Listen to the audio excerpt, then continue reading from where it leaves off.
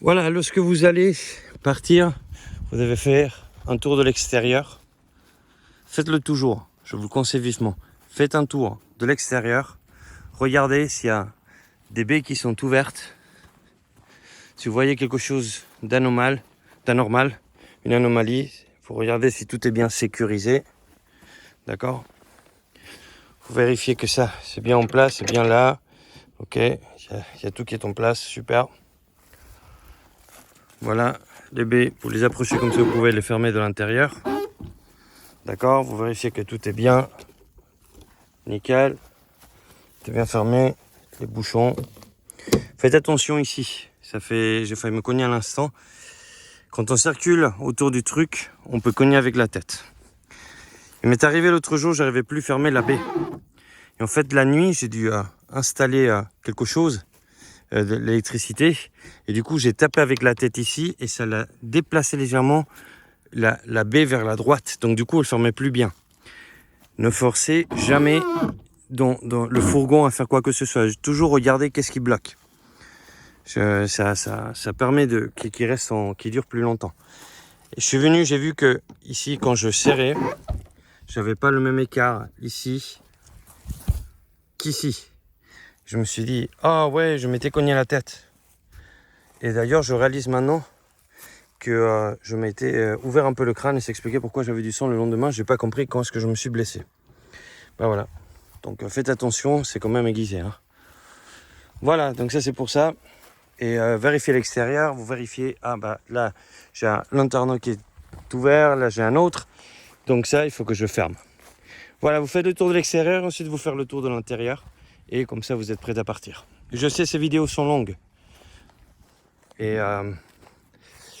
je sais, ces vidéos sont longues, je suis désolé, mais je vous assure, hein, j'ai vu des camping-cars, enfin des fourgons ou des camping-cars en location qui ont été gravement amochés, tout ça parce que les gens ne savaient pas. Moi-même, je n'ai loué, avant de l'acheter, j'en avais loué.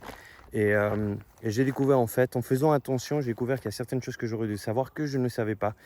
Et j'ai décidé de faire ces vidéos, ainsi que faire un petit document dans lequel je vous le montre au cas où que vous ayez pas que vous soyez pas en réception satellite et pas d'accès à YouTube, où je vais créer une chaîne juste pour ces vidéos. Mais du coup, voilà, c'est important que vous sachiez utiliser le camping-car. Si vous savez utiliser le fourgon, je dis camping-car, mais c'est fourgon aménagé, pour moi c'est le même concept.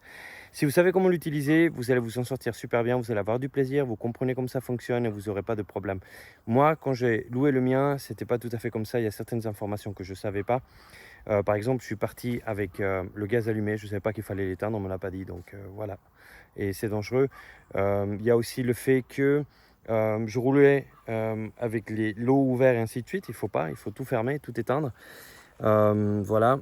Ensuite, il y avait voilà, quelques petits trucs comme ça qu'on se dit, bah voilà quoi. Il y avait par exemple en haut, quand on prend et puis on ferme le store, c'était tout rayé. Voilà, j'ai pris soin, donc je ne l'ai pas touché une seule fois la carrosserie, même s'il est sorti, même si celui-là des fois je sors, mais je sais que c'est une zone délicate et je ne veux pas le rayer. C'est quand même un camping-car, un fourgon qui est d'extrêmement bonne qualité, il coûte quand même assez, donc c'est pas un prix habituel avec toutes les options qu'il a, en sachant que c'est une version hiver, donc on peut aller de moins 40 à plus 40 avec sans souci. Voilà, donc pour moi c'est important que vous ayez toute la formation ou les informations nécessaires pour que vous puissiez utiliser le car comme si vous étiez chez vous. Vous vous sentez à l'aise, vous savez s'il y a un petit pépin, vous savez qu'est-ce qui se passe, pourquoi c'est comme ça.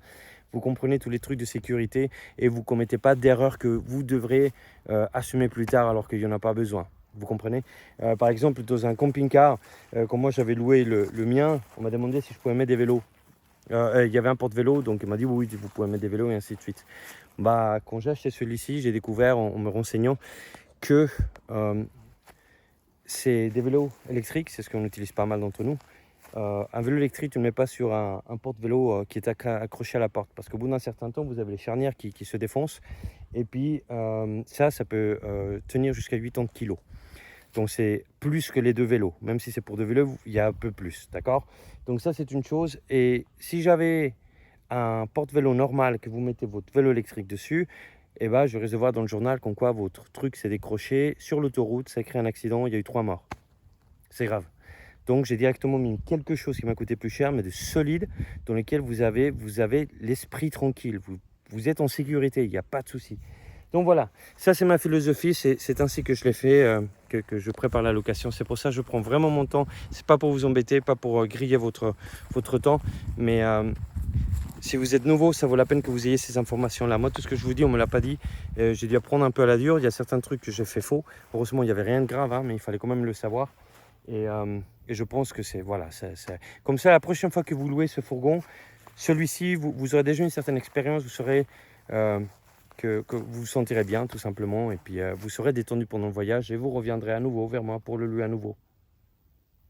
Voilà, donc ça c'est les informations, j'espère que ces vidéos vous ont plu. Si jamais vous avez des questions, vous n'hésitez pas, hein. Vous me passez un petit coup de fil, un SMS, un WhatsApp, un email et ainsi de suite, et puis je pourrai répondre à vos questions. Ça marche? Alors à bientôt et au plaisir de vous rencontrer sur place pour faire le tour ensemble. Ciao!